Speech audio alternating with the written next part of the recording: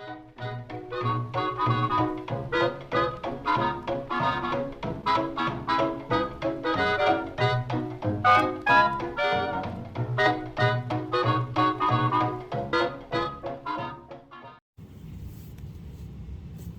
y'all, it's Vintage Vinny and welcome to another thrift haul.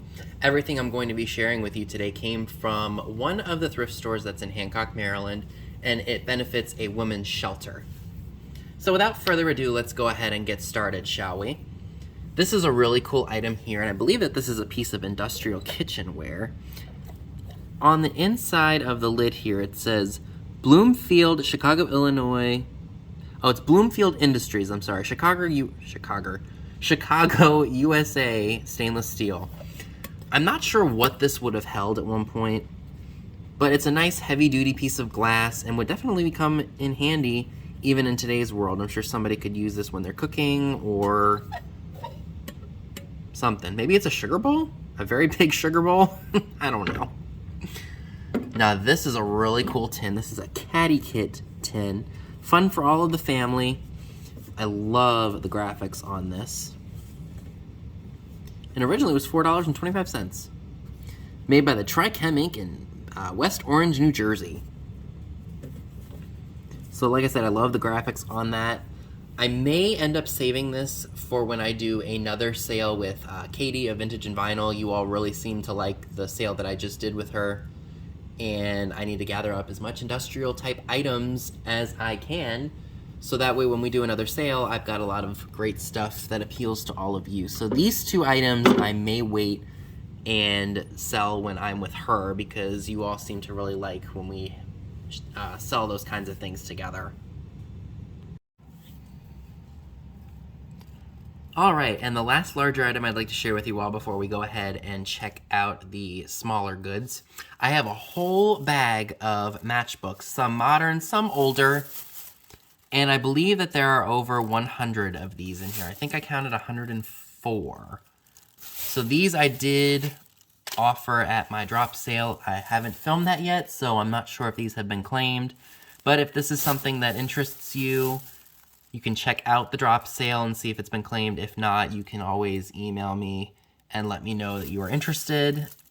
So yeah, I mean, there's a ton of them in here. There's so many different ones. If you collect matchbooks,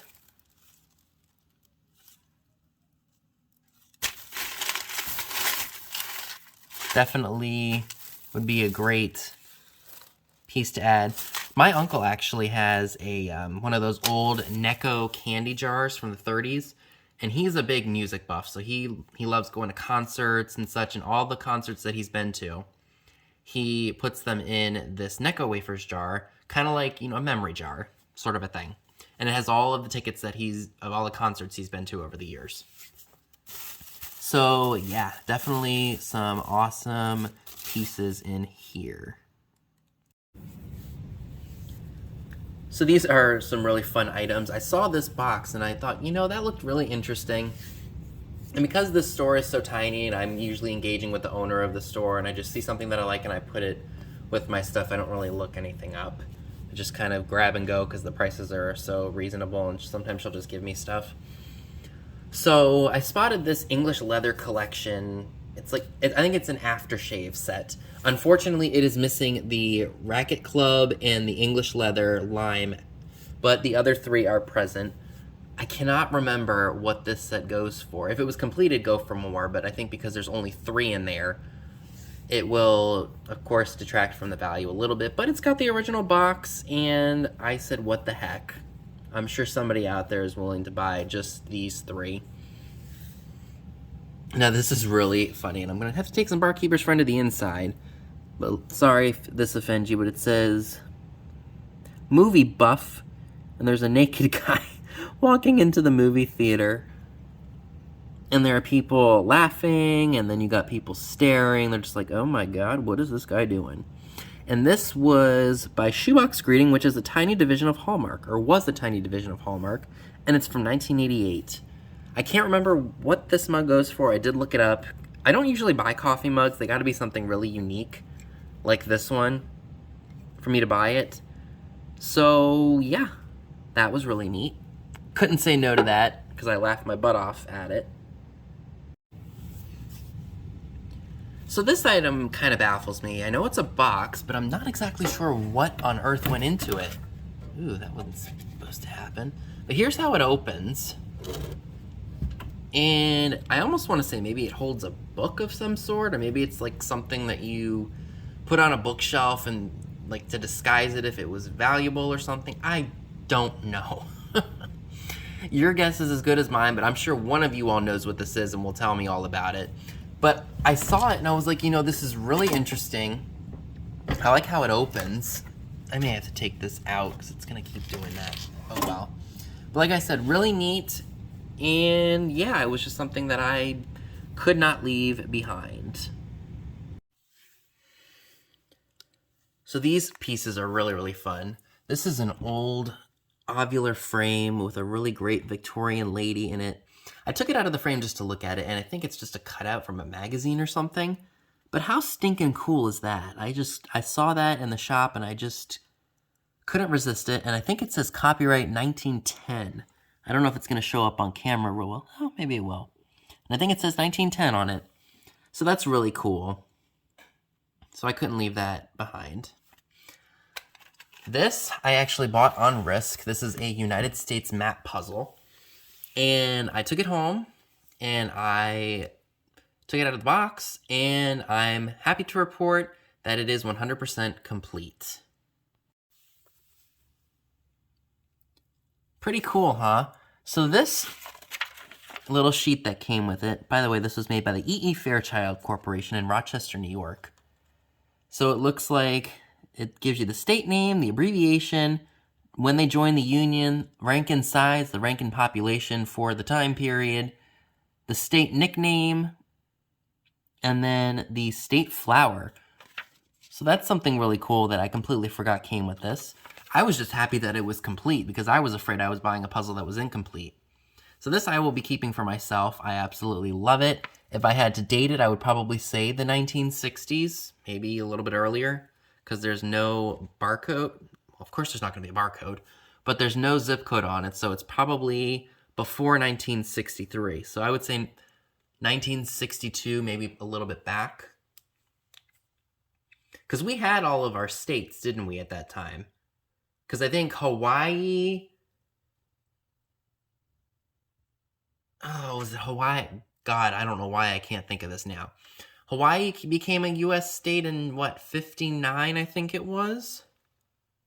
They were the last to join the Union, right? Let me see if it says on here. Alaska joined in 59. I'm looking right at this. Yep, I was right. Hawaii and Alaska were the last two states to join the Union, and that was in 1959. So this is after 1959, but before 1963, because there is not a zip code. So I would say maybe 1960... 1960 maybe to about 1962 is my best guess for this puzzle here. Really neat larger items, don't you think? Now we can check out some of the smaller goods. So like I said before, I don't remember prices of stuff because it's literally just added up as you go, and the store stuff is not marked individually. She'll just say, oh, this is 3 of these things for $1 or a free book or whatever. So let's just jump right in, shall we? These are really cute salt and pepper shakers. These are made by Fitz and Floyd, and the dogs look like they're cuddling with each other. So I will do a little bit of research on those. I think one of the sets sold for about $20, and that's probably what I'll list them for on eBay. This is super cute. It's a weather owl from probably 1970, 1975. Some of these items you did see in my drop sale. Usually I like to film the haul before the sale, but in this case, I swapped them and filmed the sale first and then the haul video. So he may already be claimed. He's really cute. He would be great all year because, you know, we have crazy weather all throughout one year. So he was cute. Had to buy him. Found this little Toby mug. It almost looks like a Quaker. He's got that Quaker face. Made in Japan. Again, he probably has already been sold from my drop sale that I did with Beth and Patrick. but he is cool nonetheless. These guys I'm contemplating keeping. I thought they were really interesting. They're just white fish. They say PC DG Japan. I'm sorry, I wasn't showing that on the camera very well, but there you go. PCDG Japan. And I just thought they were really cool. It was a set of 4. Obviously, they need to be cleaned, but they will be nice and bright when I clean them up. I love small things. And this little bride and groom, which I assume is probably from, gosh, I don't even know, the 60s. Very tiny. They look like they probably went on cupcakes or something. For some reason, the groom doesn't want to stay up. Maybe he had a little too much fun at his bachelor party, and he just keeps toppling over from that, or maybe he faints easily because he just realized he tied the knot. Either way, hard plastic, but too cool to leave behind. I will probably put them in my junk jar. See, he just topples right over. Out of camera view, but yeah. Spotted this brooch here. Definitely would look great on a jean jacket. It's just a flower. I don't think there's any markings on it anywhere, but still a nice piece nonetheless. I did get a set of cufflinks. They just say patent pending.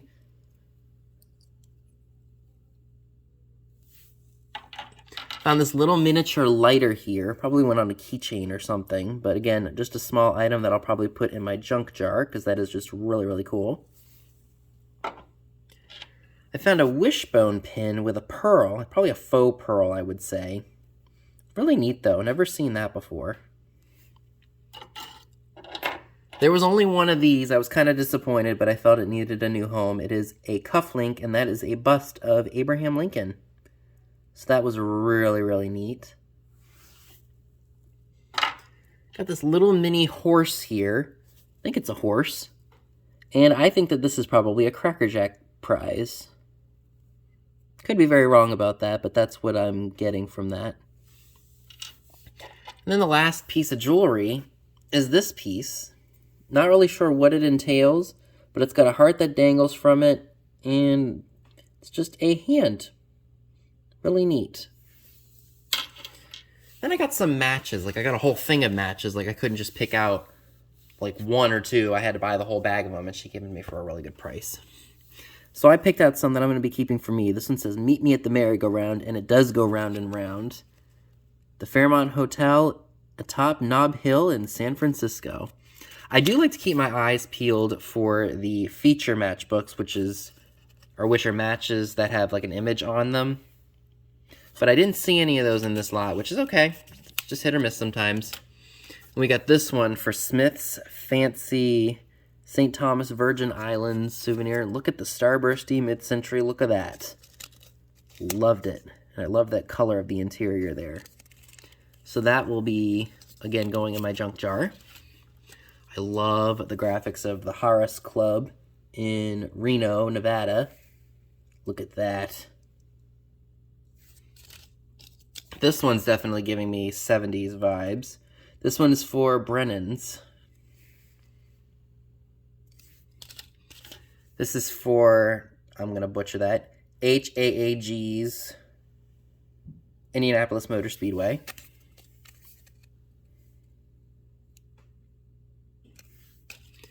This one is super, super cool.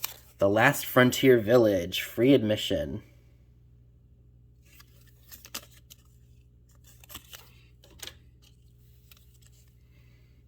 And then we've got this one. We got a silhouette of a lady from Acapulco, Mexico. Hotel Palacio Tropical. So those were definitely a great find there. And to conclude this thrift haul, I have just 3 more things I'd like to share with you all. I got a set of 6 of these ceramic/porcelain napkin rings. Do people use these anymore? I guess you have to be like really fancy schmancy.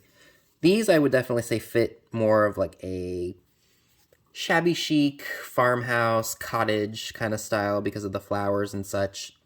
So there are a set of 6 of those. I haven't decided whether those are going to go in the sale. More than likely I have put them in but you can always email me about the status of any of the items that I mentioned are for sale if you happen to be interested and it didn't go in the drop sale. I did get some greeting cards here. So we have a greeting card that says, wishing you a speedy recovery. This would be a great one to add into a flower frog, and you can display it for springtime. And that came with the original envelope, too. This one is for a wedding, and it says, wedding wishes. It just has a floral bouquet along with a poem. This one is very, very 1970s. Very vintage Uprising, Texas, Carol Brady-esque. And that one was used. Then we got this one, and it says, to a friend who is is ill, I'm sorry. And the last thing I'd like to share with you all for this haul is this. And this is really interesting. It is a pair of Plastex full view marine wear optic glasses. I will be doing some research on these. I don't think these are going to end up in a live sale. So they are a little bit dirty, but they came with the original paper, which is amazing. Made here in the US. I don't know if these are Bakelite or not, but they came in their original box. Like I said, I will be doing a little bit of research on them just to see what they go for.